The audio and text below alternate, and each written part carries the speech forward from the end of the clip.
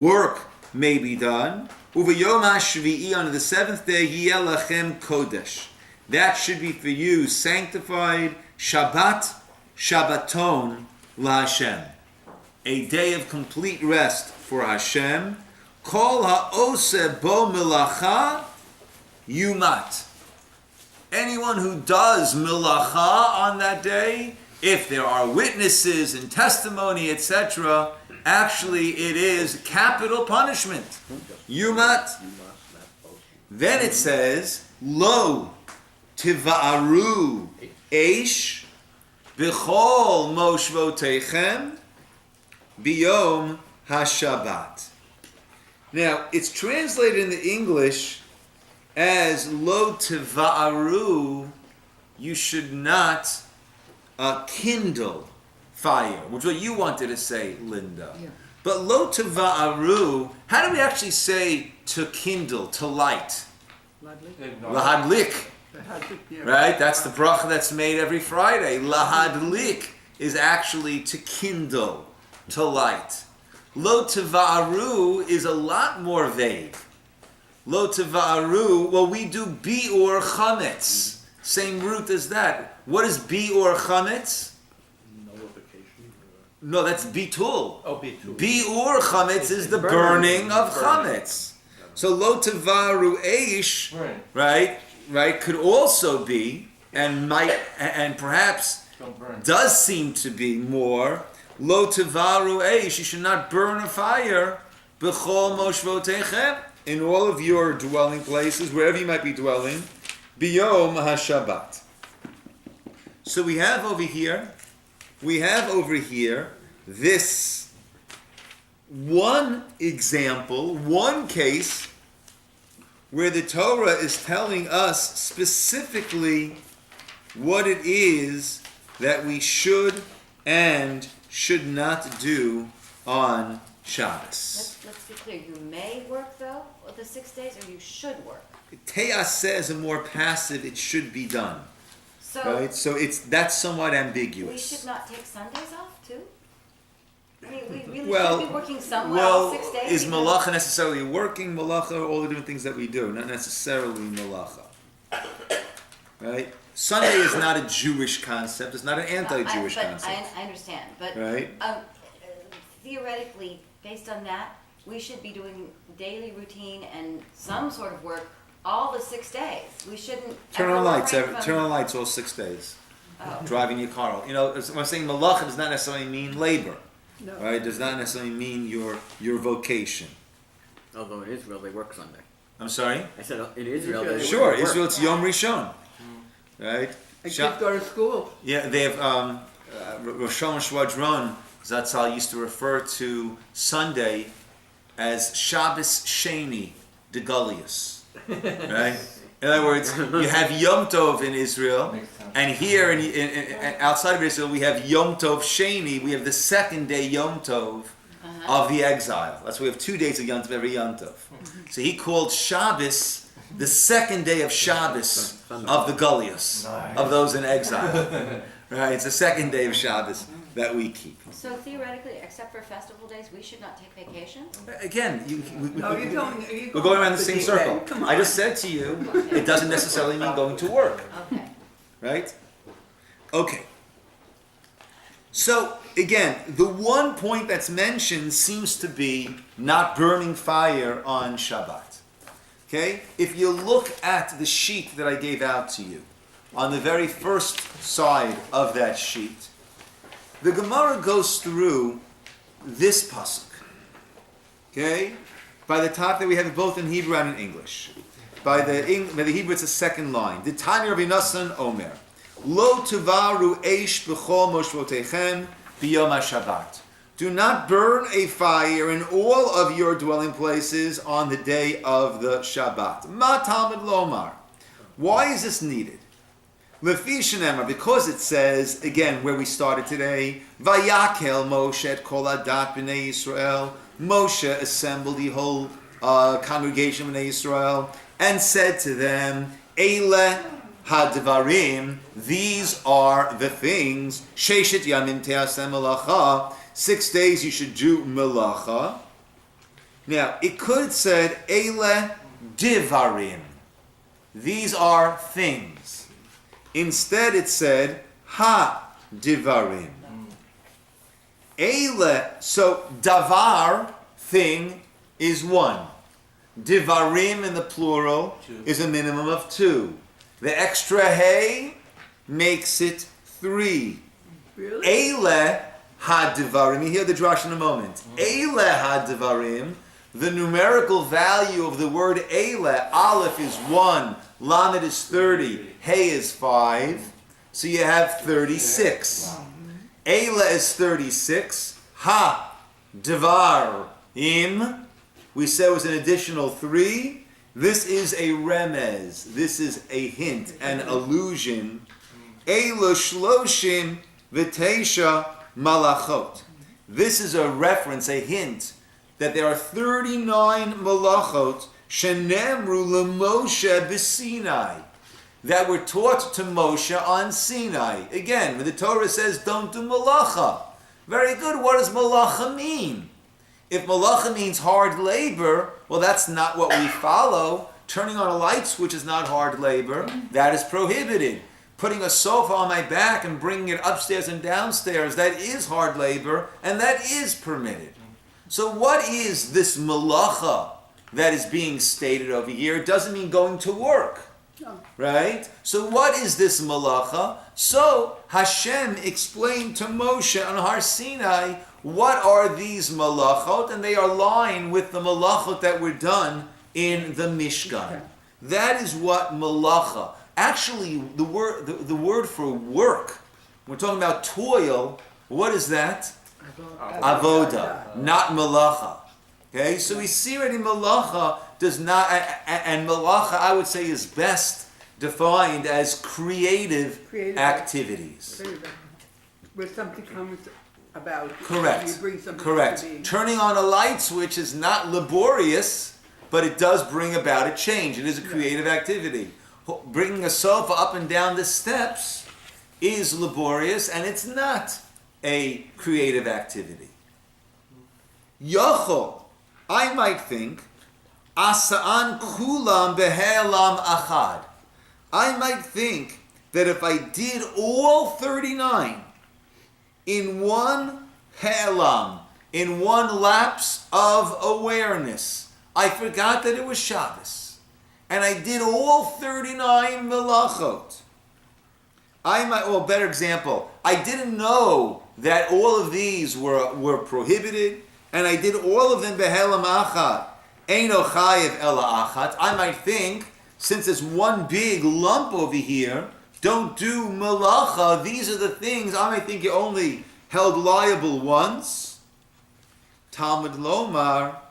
So back about a perek, the Torah said bicharish uvekatzir tishbot.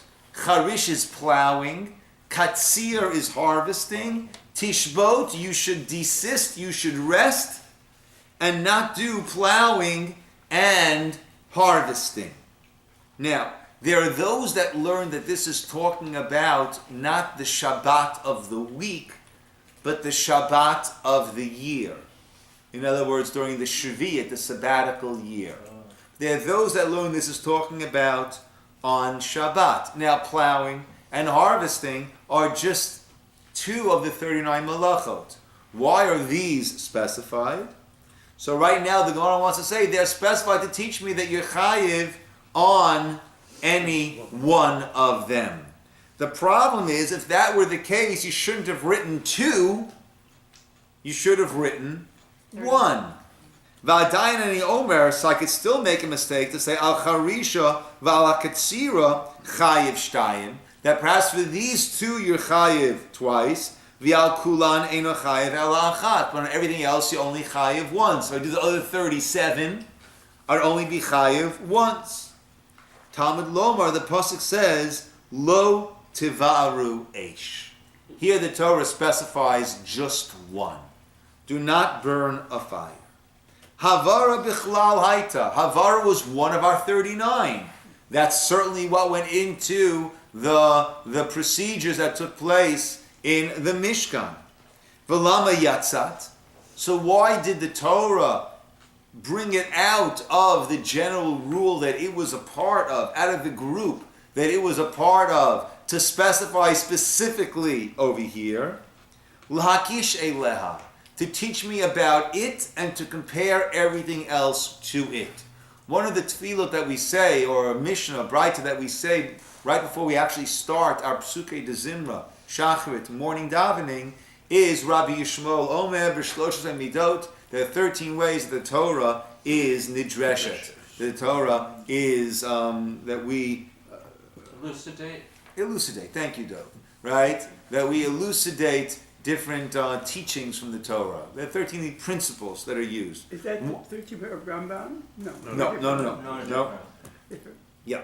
And one of them is davar hayatza min haklal, something that was part of a group and left that group. Lo lelamed al atzmo yatza. It did not leave that group only to teach you something specific about it. El lelamed al haklal kulo yatza. What we learn about it then reflects back on all the other components that made up that original group. So therefore we had the general group of the 39 malachot. And now one of them came out. Which one of them came out? Havara, burning. To teach me that for that alone you will be obligated. And not only are you obligated for that alone, but just like that is one of the 39 and you're obligated for a breach of that one, so too every one of the other group, you'll be obligated on a breach of any one of them. Lo malacha, to teach you ma'avara, she av malacha, just like burning is an av malacha, it's one of the principal malachot, v'chayav and aleh b'fnei atzma, and one will be held responsible on it in and of itself. Af, kol, shehu av malacha. So to anything that's an av malacha. So to the other 38, chayav and aleh b'fnei atzma. You're chayiv on it by itself. Shmuel, okay. So the Gemara says, so that's one approach. The Gemara now brings Shmuel, who actually was up above. Savala Rabbi Yossi. He holds like Rabbi Yossi. He has a different approach. So at this point, the approach that we have is, why did the Torah specify by burning? Well, it could have specified by any one of them. And by specifying by any one of them, it's letting me know they're not going to be chayav once, obligated once on the whole group, but rather you're obligated on each component of that group. And we happen to have chosen one. Which one did we choose? Havara, burning. The other opinion is Rabbi Yossi, the Amar, who says, Havara lilav yatzat. Whenever the Torah says don't, it's simply a don't.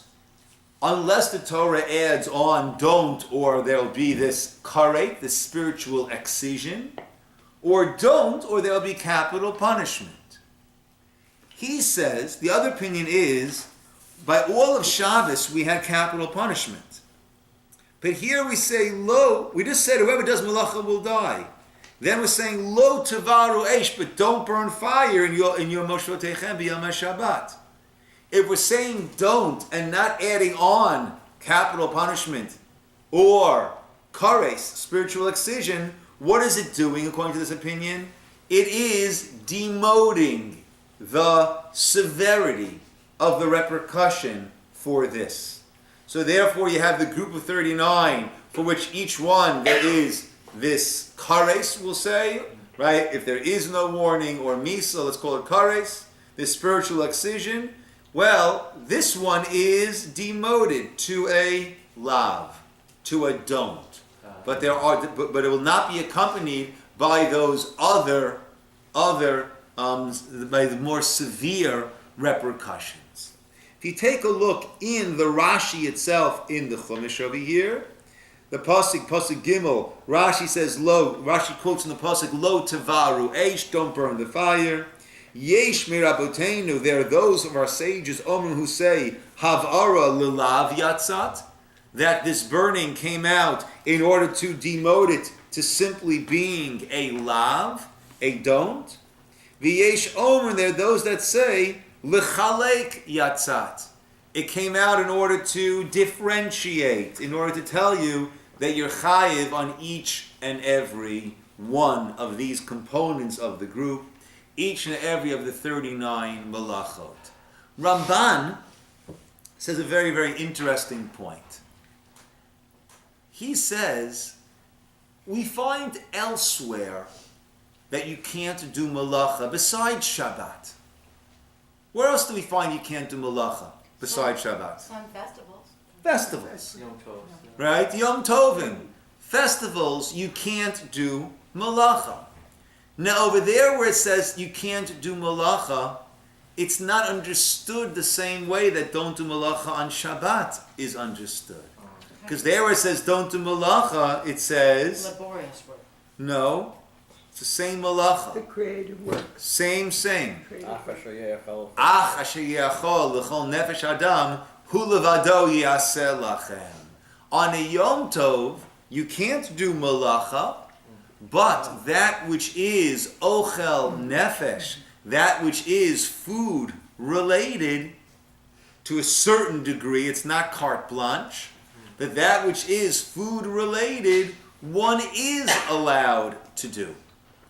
You're allowed to cook on Yom Tov. We don't kindle a flame, but if there's an existing flame, you're allowed to cook on Yom Tov. If there's an existing flame, can you cook on Shabbos?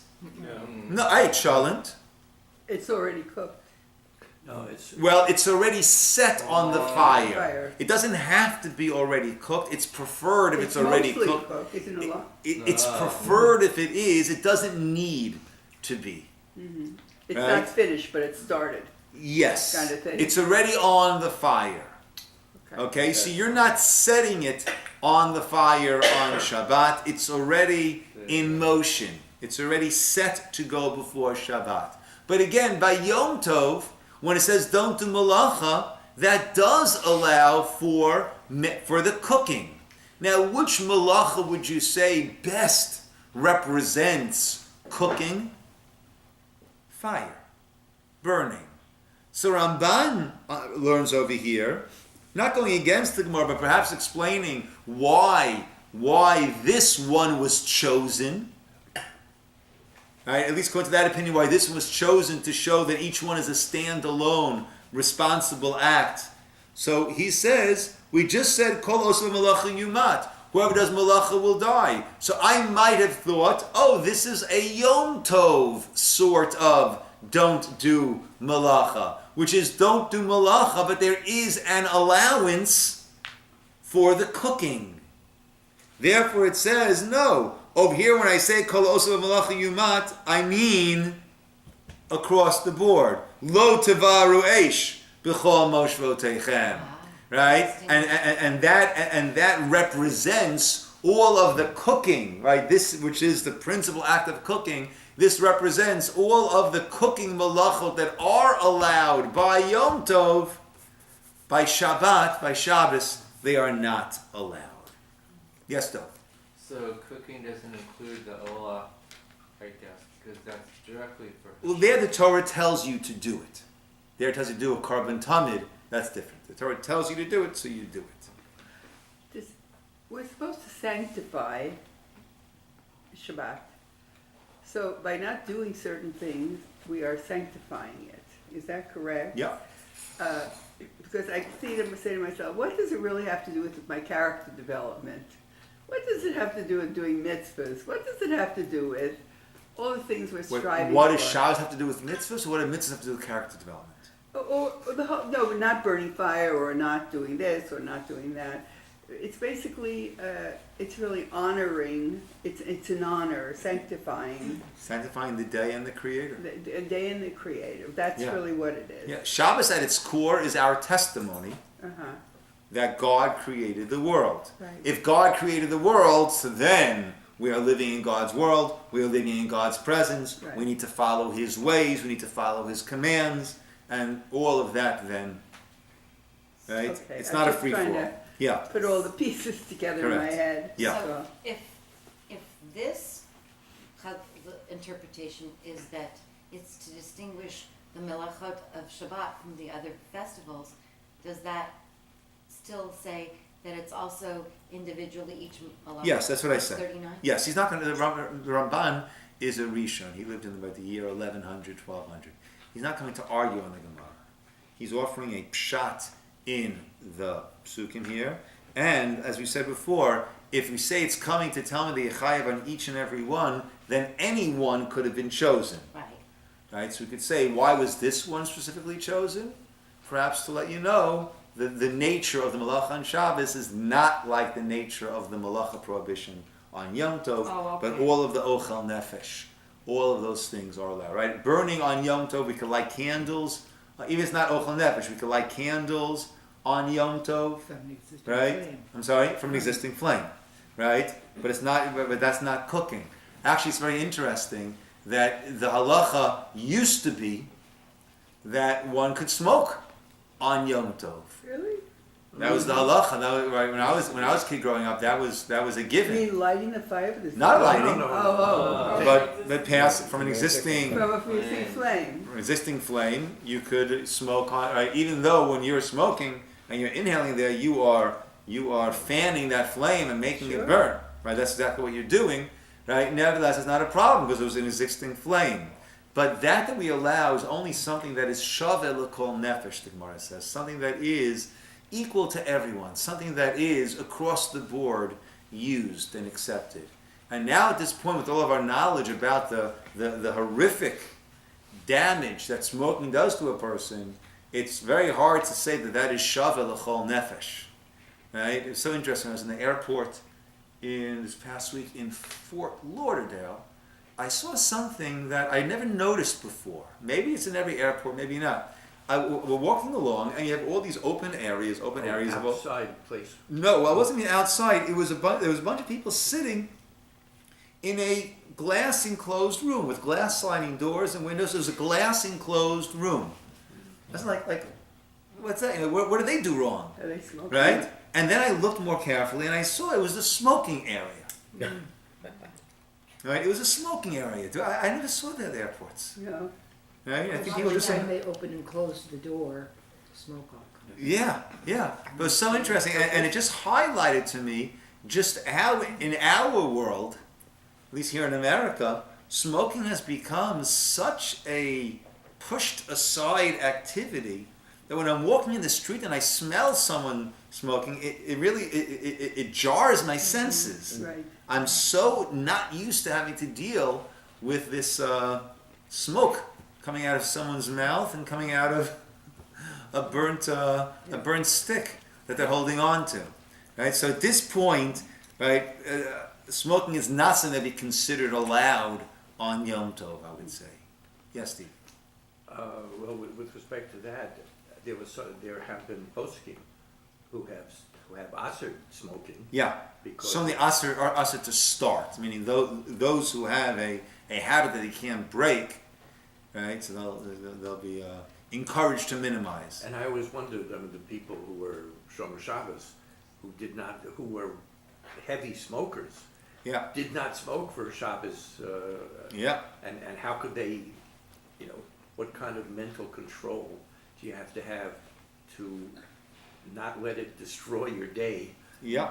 And as soon as Havdalah was over, they had a cigarette in their mouth. Right. They started puffing on a Havdalah candle. People Yeah, I drinking know coffee on Yom Kippur Yeah.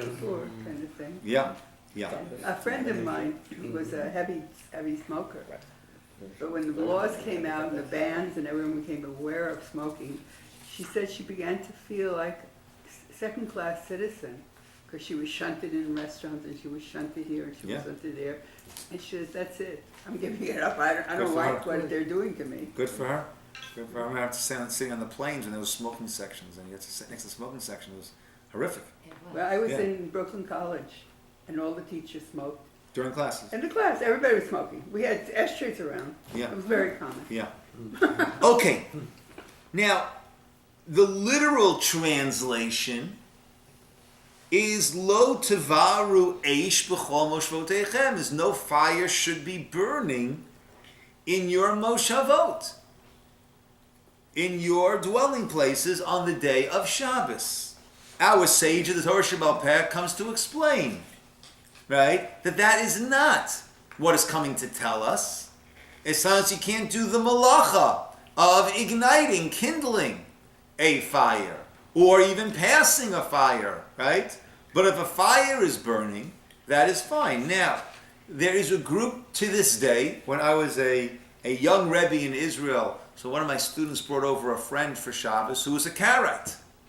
Right? The Karaites never accepted or rejected at some point the Torah Shebaal Peh, the oral law, and they to this day there are still Karaites who practice the literal translation of the Torah without any of the Torah Shebaal Peh. And therefore when they wear tefillin, where it says it should be between your eyes, and we understand it means aligned with between your eyes, but up on the head. But the Torah says bein einechem, and they literally put their tefillin literally between their eyes. Literally. Now they too, when it comes to Shabbos, lo tevaru eish b'chol moshvotechem, do not burn a fire, right? They spend their Shabbos literally in darkness. Right? Shabbos clocks, leaving lights on, kerosene lamps, all of that, absolutely not. They take this literally, that there should not be any fire burning, and if halachically you hold electricity as fire, then you can't have any lights whatsoever for the entire Shabbat. Isn't Sechar Brisim? There's a community. Yes, I don't know if they're still there. Yeah, that was their base. It could be that they're still there. And they also did Korban Pesach. Yeah, absolutely. And mezuzot, they mamish, literally wrote the paragraphs on the door. Instead of on a parchment. Instead of on a parchment. Interesting. Thank you, sir. I didn't know that. Interesting. So let's take a look on the second page of what I gave you in the Shulchan Aruch. This is Shulchan Aruch, which has 4 parts to it. Shulchan Aruch has 4 parts. One of the Choshen Mishpat is the monetary dealings. The other one is Even HaEzer, deals with the marriage laws primarily. Yoredeya, which deals with a whole mix, including kashrut and family purity. And Orach Chaim deals with the day-to-day, which would be tzitzit, tefillin, and all of the davenings, and Shabbos, and all of the holidays. So here we have Siman Reish Nun Zayin, which is the laws of Hatmana. Hatmana, interesting, a mana in Hebrew is a portion.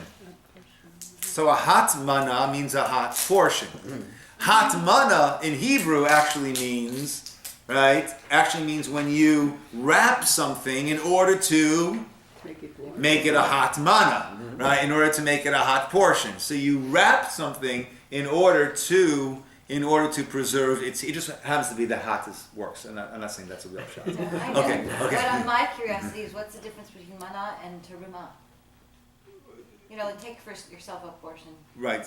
One is mem nun hey. One is tough reish mem. Very different shorishes. Very different roots. Right, but what is there a difference in nuance or in? It's different words, different letters, different words, different meanings.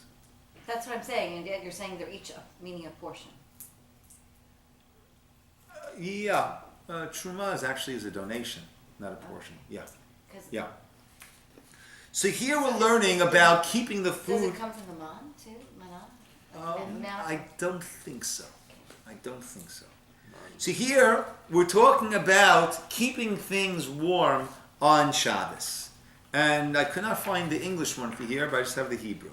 Okay, so on this sheet here, the back sheet, we have the Ramah, right, of Moshe Isserles. The larger print you see on the top line, that is the Shulchan Aruch of Yosef Karo, and that is what is followed by the Sfardim, where there's a difference, and by Ashkenazim, unless there's a difference, in which case the smaller lettering, the Ramah added on his gloss, where he says that the way we do it in here, our custom is, etc., etc. So I have there highlighted or bracketed. Thank you. Umitzvah lahatmin l'Shabbat. It is a mitzvah lahatmin l'Shabbat, to do this hatmana, to do this keeping warm, cooking l'Shabbat, kedei sheyochal chamin b'Shabbat, in order that you will eat chamin, hot stuff. Right now, some hot stuff caterers, but that too. But hot stuff b'Shabbat, on Shabbos. And it's interesting, we call it a chollent, but in Hebrew it's called chamin, right? Which is hot things. Ki zehu mikvod v'oneg Shabbat. That is what gives kavod, honor, and oneg, a good hot meal. That is what gives kavod, honor, v'oneg, and pleasure, enjoyment of Shabbat. The kol mi she'eno ma'amin b'divrei hachachamim, and anyone who does not believe in the words of the chachamim, who allowed this, those who don't believe the words of the chachamim, therefore they want to take this literal translation of the Torah, which is not the intent of the Torah, to say you can't have anything hot, anything burning, any light, any fire. V'oser, and they therefore prohibit achilat chamin b'Shabbos, the eating of hot things on Shabbos. Chayshinan, such a person we have to be concerned. Shema apokoris hu, perhaps this person is a heretic, and that's why he or she is prohibiting the eating of the chollent on Shabbos. So you take a look down to the Mishnah Berurah where I underlined it. First Memchet, u'mitzvah lahatmin l'Shabbat. There's a mitzvah to do this hatmana, to have the hot food on Shabbos. Aval mi shemazik lo hachamin mutar lechol tzonein. It's not a mitzvah that you have to do to your detriment. Right? It's not something that, well, I can't eat hot stuff. It upsets my stomach. Right? So then you don't have to. Right? He's allowed to eat. The kol mi, etc. Now he has an interesting point here. In our days, we find a tremendous problem by those they don't have a chollent on Shabbos. And what does that lead to? So that leads to serious Torah prohibitions. Why? They tell non-Jews to heat up for them hot stuff on Shabbos. This can come to three different primary malachot. Zeo bishul, let's start cooking. Havara, fanning, igniting or fanning a flame. The kibui, and extinguishing or partially extinguishing a flame. They take this vessel with the tea leaves, ala mulyar, on top of the stovetop, while the coals are still burning over there. You put it down there, you're now cooking. Now, it wasn't a stove like we have, it was coals on a pan. Now you put the fire, you put it down, right? And you take it off. You're putting it down, taking it off is putting out flames, adding to the flames, so you're causing it to fire up, you're causing it to be extinguished. Right? When the vessel is on the coals, they start to simmer a little bit. They're being oxygen starved to a certain degree. You take it off, and now they come back to life. Etc., etc. Go down to the next line where it's underlined. Every Baal Nefesh, a person who is truly concerned about their spiritual standing, will not deviate from the Minhag Yisrael. L'hatmin chamin al Shabbat, and he will put aside hot things before Shabbos to cook, either before or to continue cooking on Shabbos, to be hot on Shabbos afternoon. Ulakayim mitzvat oneg Shabbat, and to fulfill the mitzvah of oneg Shabbat kasher nagu avoseinu me'olam, as our predecessors have always done. V'shomer mitzvah v'chuli v'zeh lashon Bal HaMaor, the Bal HaMaor, who's one of the Rishonim on the Perek of Kira, one of the Prakim of Shabbos, says, Kol mi she'eino ochel chanin, whoever does not eat the chanin, v'tzarech lahazmin, levashel, latmin, ulaneg et HaShabbos ulahashmin, hu ha'ma'amin. Right? We need to do all these things, to prepare and to cook, latmin to do atmana, lahaneg et HaShabbos to enjoy the Shabbos, ulahashmin. That means to get fat, I'm not sure. Hu ha'ma'amin. Such a person is a person who is truly believing. Indulge. V'zocha l'keitz hayamin. And he will merit the end of days. He will merit that eternity. Ayan Sham Od. Just one last thing that I wanted to point out, which is very interesting. So again, the Torah says not to have a fire. The sages explain it means you can't do cooking, but you can have fires, you can have light. And therefore, one of the main things on Shabbos is to have your chollent up, to have your hot food Shabbos afternoon. Showing not like those Karaites who say that it's a literal meaning that there can't be any light, can't be any fires. What's interesting to note also is, if we were to pick one thing that most represents Shabbos, if we're playing Pictionary, we're playing charades, right? And I want to draw something to show you Shabbos. What do I draw? Candles. Right? I was going to say a special bread. Okay. Okay. Candles are right. Right? Challah, certainly, I'm not saying it's the only one, but certainly candles is that which, to a great degree, is one of the classic representations of Shabbos. And even people who don't fully observe Shabbos, something that traditionally they will do is they'll light Shabbos candles. Huh? Unfortunately, oftentimes on Shabbos. That is correct. At the wrong time. Yeah, once it's Shabbos, right? When of course you should not do it. But Shabbos candles best represents Shabbos, which just shows us, I mean, here we have, the Torah says not to have fires on Shabbos.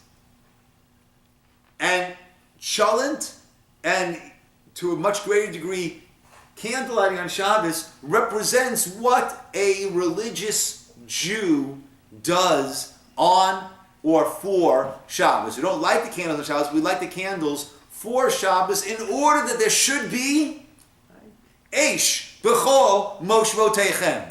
In order that there should be fire in all of your places. Does the Karaites light candles? No, they have to be in darkness. No, but do they light the Shabbos candles before? And then put it out? No, I didn't say before. They need to be in darkness. So they don't use candles? They're in darkness. So they don't take brachas over the candles? They're in darkness. And they open their curtains though and let daylight in. That's not Aish. That's the sun is not Aish. That's God's light. So Right? they're not doing all the mitzvot because they're not lighting They're not Shabbos doing candles. half the mitzvot. Right? They're not, right? Yes. Right? Now, what's interesting though is I share Kiddush. Now, lighting candles is not a Doraita. Why do we light candles? The Rabbanan instituted candle lighting. Why do they institute candle lighting? Shalom bias. It's oneg and it's kavod. Right? It's both oneg, it's kavod, it honors. If it was a distinguished meal, we light candles at the meal.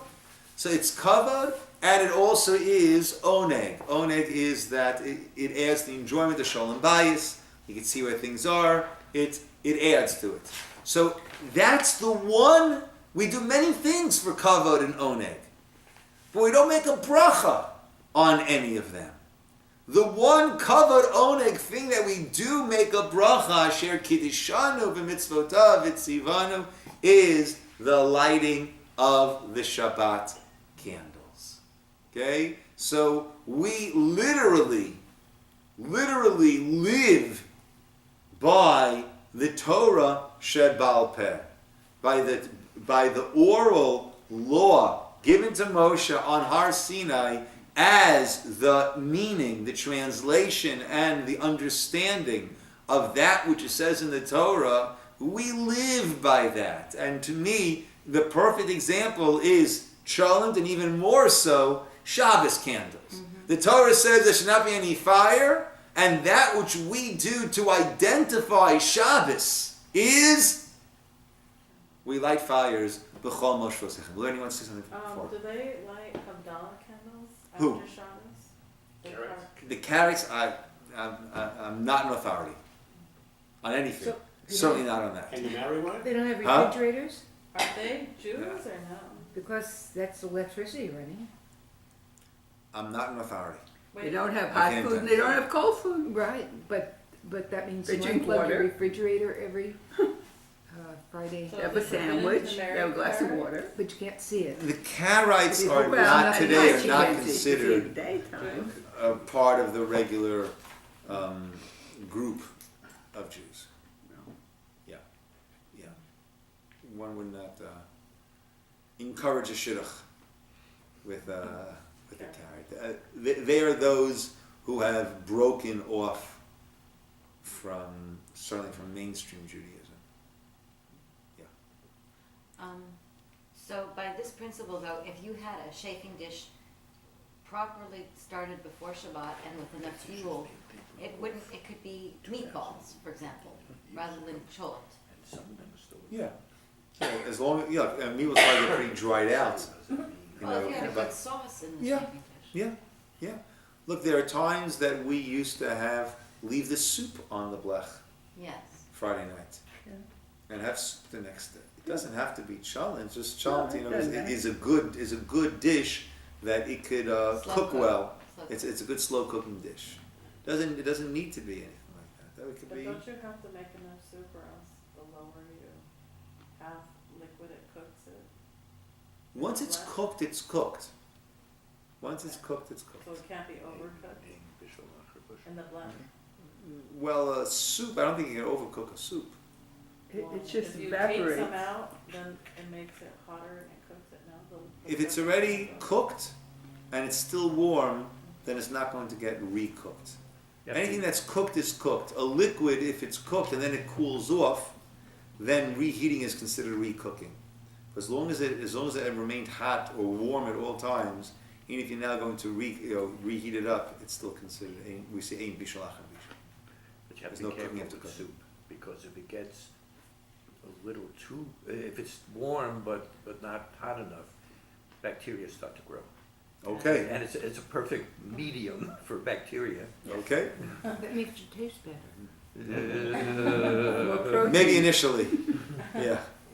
Okay, my friends, we'll call it over here. Thank We'll you, Rabbi. condense and then get back Thank you, to it. Rabbi. You're very Thank welcome. you, Rabbi. Yes, Shakar.